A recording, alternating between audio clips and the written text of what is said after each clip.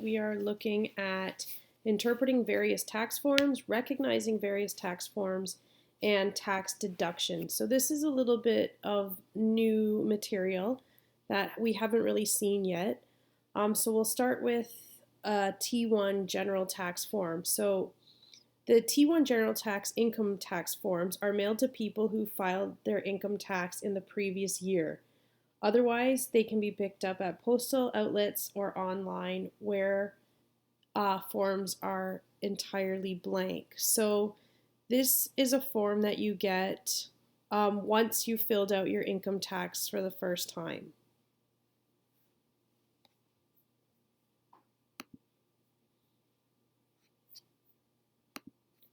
So on the forms, there's basic things like your identification that you have to fill out, information about you, information about your spouse or common law. So if you are in a common law relationship, the government recognizes common law relationships as living in the same house for at least a year.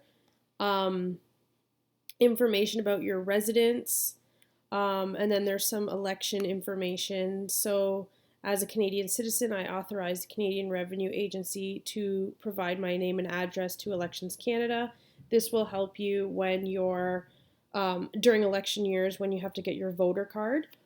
And then there is a goods and service harmonized sales tax credit application, which you can fill out if you choose to.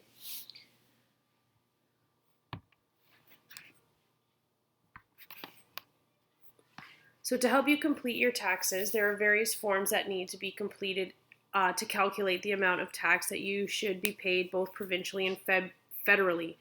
So a Schedule 1 is done federally, and the form ON 428 is done provincially. Both of these forms come in the T1 general form package. So these are forms that you would fill out once you get your T1. So this here is a little bit of information about the different types of tax forms that you need to return with your income tax. So it says complete the schedule to claim your federal non-refundable tax credits and calculate your net federal tax. You must attach a copy of this schedule to your return. So a lot of this stuff is now done online through online programs.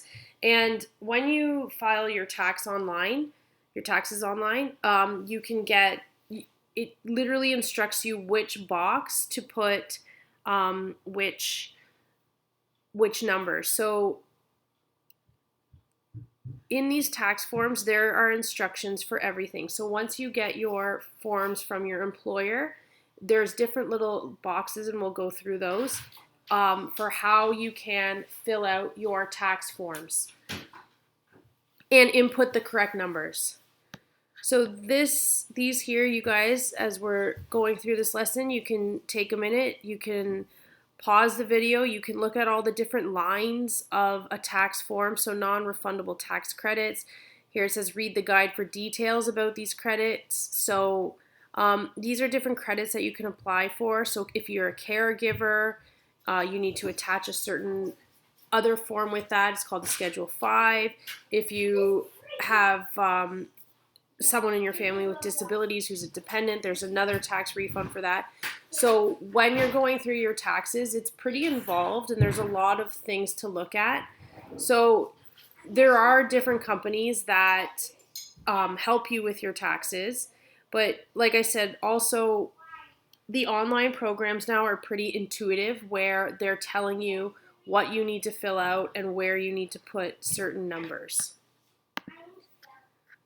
So again, here is an Ontario tax form. So this, you would complete this form and attach a copy of it to your return. And then there's all kinds of details again. So again, as you're going through this form on this page, you can pause, you can read what the different lines mean and how to enter amounts. So use the amount in line 1 to determine which one of the following columns you have to complete. So there's instructions on all these tax forms. You really have to read them. If you're filling them out by hand, you really need to read for details. So again, As you're going through this, these are non-refundable taxes for step 2.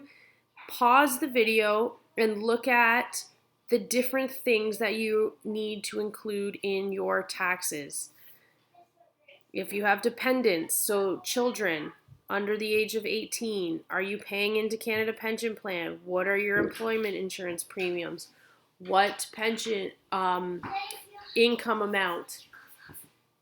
Medical expenses, so things like that. And again, your forms will tell you where here, for example, where it says add lines 33 and 34, if you have numbers in those lines on your tax form, you would just add them. So it's pretty involved and there's a lot of details, but it's laid out for you so that it's hopefully a little bit easier to follow. So information slips are also government forms. 2 such forms that you will receive are T4s and T5s. So a T4 is your income tax slip. So these are filled out by your employer. So here, this actually says employment income. So that would be right here. It would have your deductibles, different taxes, pensions adjustments, if you're contributing to RRSPs from your employer. So a form like this would be filled out by your employer and sent to you during tax season. It is a statement of remuneration paid. So what a T4 does is keep official records of the amount of income you earned in the calendar year, so from January to December. It also keeps track of the amount of income tax you've paid, your Canada Pension Plan, your EI paid in that calendar year, and it also has other deductions made in the calendar year through payroll that affect your income, such as charity donations and other pension plans.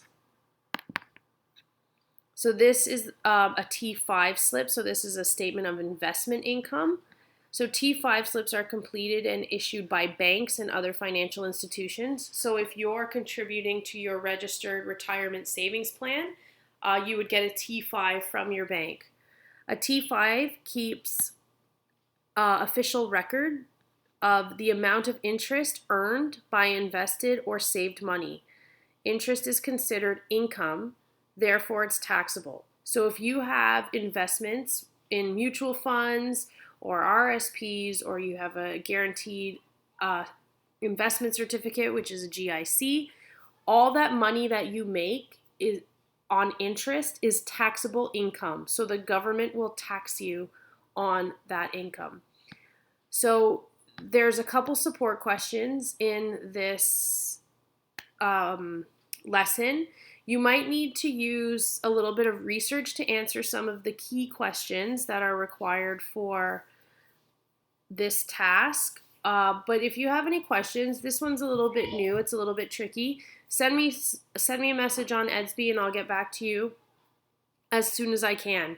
Otherwise, again, you're looking at doing the key questions for lesson 5 and submitting them when you can. Thanks, guys.